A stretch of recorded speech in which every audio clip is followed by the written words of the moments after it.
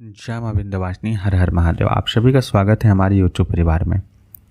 आज एक ऐसे विषय के ऊपर आप सभी के समक्ष जानकारी है जिसकी आवश्यकता विशेष करके तंत्र साधकों को जरूर पड़ती है। कभी रात्रिकालीन कोई साधना करनी हो, उसके लिए आपको किसी निर्जन जगह में जाना पड़े, या फिर कोई ऐसा तंत्रोक्त क्रिया करना है, उतारा करना है, जिसके लिए आपको चौक चौराहे पे जाना है, किसी निर्जन स्थान में जाना है, किसी विसर्जन इत्यादि की क्रिया है जिसके लिए आपको निर्जन स्थान इत्यादि में जाना है, तब आपके लिए यह जो आज का तंत्रोक्त मंत्र है यह बहुत अधिक विशेष प्रभावी होगा। क्योंकि आप चाहे कितने भी कवच इत्यादि को धारण कर लें, रास्ते घाट की जो शक्तियाँ होती हैं वह अगर आपके ऊपर किसी भी दोष के कारण प्रभावी हो गई तो फिर आपको पटक के रख देंगी। खास करके तंत्रोक्त क्रिया करते समय में यह घटनाएं बहुत अधिक होती हैं। शरीर बंधन किए हैं, दिशा बंधन इत्यादि करके जा रहे हैं, चौक चौराहे पर जो है धार इत्यादि दे करके जा रहे हैं, कुछ भी करके जा रहे हैं, लेकिन कोई दोष लग गया, कोई आपसे गलती होगी जिसके विषय में आपको पता ही नहीं चला। चाहे हो सकता है कि आप किसी व्यक्ति के साथ जा रहे हो, आपके साथ वाला व्यक्ति जो है कोई गलती कर दिया, हो सकता है वो शौच त्याग करने के बाद, मूत्र त्याग करने के पश्चात सही से शरीर की शुद्धि नहीं की हो, यह हो सकता है कोई अभक्ष्य पदार्थ का भक्षण करने के पश्चात आपके साथ जा रहा हो। तो ऐसी स्थिति में क्या होगा कि कोई नकारात्मक ऊर्जा निर्जन स्थान में या चौक चौराहे को पार करते समय में, और विशेष करके जब आप तंत्रोक्त वस्तु को लेके जा रहे हो, कोई अभिमंत्रित चीज़ हो, उतारा इत्यादि लेके जा रहे हो, उस समय में अगर आपके शरीर पर प्रभावी हो गई तब आपको पटक के रख देगी। आपको पता भी नहीं चलेगा, आप अपने देवता की दुहाई देते रह जाएंगे। वह शक्ति आपको क्षण भर भी मौका नहीं देने वाली है। अच्छे अच्छे साधक जो है दूसरों की गलती के चलते जो है खुद जो है झेलना पड़ता है। और यह भी होता है, जैसे मान लीजिए कि आप अमावस्या के दिन उतारा करने जा रहे हैं, तो क्या यह आवश्यक है कि आप अकेले उतारा करने गए हों उस दिन? हो सकता है कोई और भी साधक हो, कोई और भी लोग हों जो अपने घर की नकारात्मक ऊर्जा, भूत प्रेत या कोई अन्य वैचारिक वस्तु का उतारा करके नकारात्मक चीज़ का आप जहाँ रखने जा रहे हो वहाँ पहले से रख के आ गए हों, तब आप क्या करेंगे? या जिस मार्ग से आप जा रहे हैं उसी मार्ग में रख दिए हों, तब आप क्या करेंगे? तब तो अब आप पीछे भी मुड़ नहीं सकते हैं, वापस आने के समय अगर आ रहे हो तो पीछे नहीं मुड़ सकते हैं, रास्ता ही नहीं है, बदल नहीं सकते हैं। ऐसी स्थिति में आप करेंगे तो करेंगे क्या?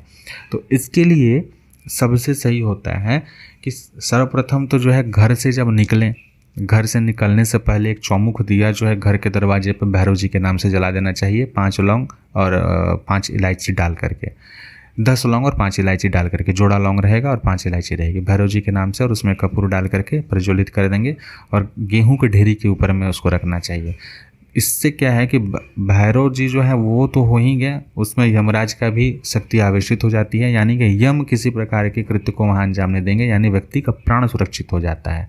जैसे कि यम के निमित्त जब दीपदान किया जाता है तो अन्न के ऊपर चौमुखा दिया जलाया जाता है, ठीक उसी प्रकार से यमराज के भी भय को हरण करने वाले भगवान भैरव हैं। तो भैरव का चौमुख दीपक साक्षात यमराज के ऊपर बैठ जाता है, एक तरीके से बोला जाए तो प्रतीकात्मक स्वरूप में, जिससे कि आपके प्राण को किसी प्रकार का भय नहीं होता है।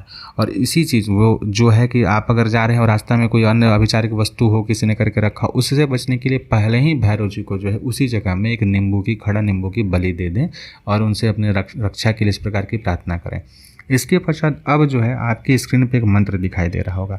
इस मंत्र का आप, ये स्वयं सिद्ध मंत्र, इसको सिद्ध करने की आवश्यकता नहीं है, लेकिन जब आप इस मंत्र का प्रयोग कर रहे हो तो पहले जो है भैरव जी को पूजन इत्यादि करके निकलें। और जब यह मंत्र सिर्फ उसी समय के लिए है जब आप कोई उतारा करने जा रहे हैं या किसी तंत्रोक्त क्रिया को करने के लिए, साधना इत्यादि करने के लिए आप पूरी तरीके से जा रहे हैं, या कोई आप मंत्रित अभिमंत्रित वस्तु को साथ में लेकर के किसी निर्जन स्थान, शमशानिक स्थान इत्यादि में जा रहे हैं, तो ही इस मंत्र का प्रयोग करें। तो जो स्क्रीन पर मंत्र दिखाई दे रहा है, इस मंत्र को पढ़ करके आप जो है अपने ठोड़ी को, यानी कि अपने मुख को जो है पूरी तरीके से नीचे करके गले से लगाएंगे और अपने छाती पे फूंकेंगे। 5 बार अपने छाती पे फूंक लेंगे। उसके पश्चात जो है रास्ते में इस मंत्र के माध्यम से जब आप मुख्य मार्ग पे आ गए हैं, निर्जन स्थान की ओर बढ़ चुके हैं, तब इस मंत्र को पढ़ करके कम से कम 3 बार फूंकना चाहिए। यानी एक बार मंत्र को पढ़े फूंके, दूसरा बार मंत्र को पढ़े फिर फूंके, तीसरा बार मंत्र को पढ़े फिर फूंके। इसके पश्चात ही आप उस मार्ग पे आगे की ओर बढ़ें और अपने कर्म को करने के पश्चात वापस फिर आएँ। अब जो है अगर रास्ते में कोई लाग वस्तु इत्यादि, कोई अभिचारिक वस्तु इत्यादि रखी हुई है तो उससे आपको कोई दोष नहीं लगने वाला है, क्योंकि उसके लिए निमित्त जो कर्म करना है आपने पहले ही कर दिया है। तो आप उससे बच के साइड से होकर के निकल जाए, बस लांघना नहीं है। इस चीज़ का ध्यान रखें, लांघना नहीं होता है।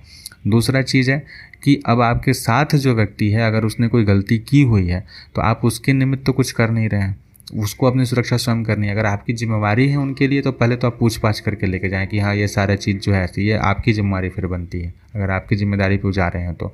नहीं तो अगर किसी भी प्रकार का कोई अवैचारिक दोष वहाँ लगेगा तो आप तो बच जाइएगा, लेकिन वो फिर दिक्कत हो जाएगा उनके लिए।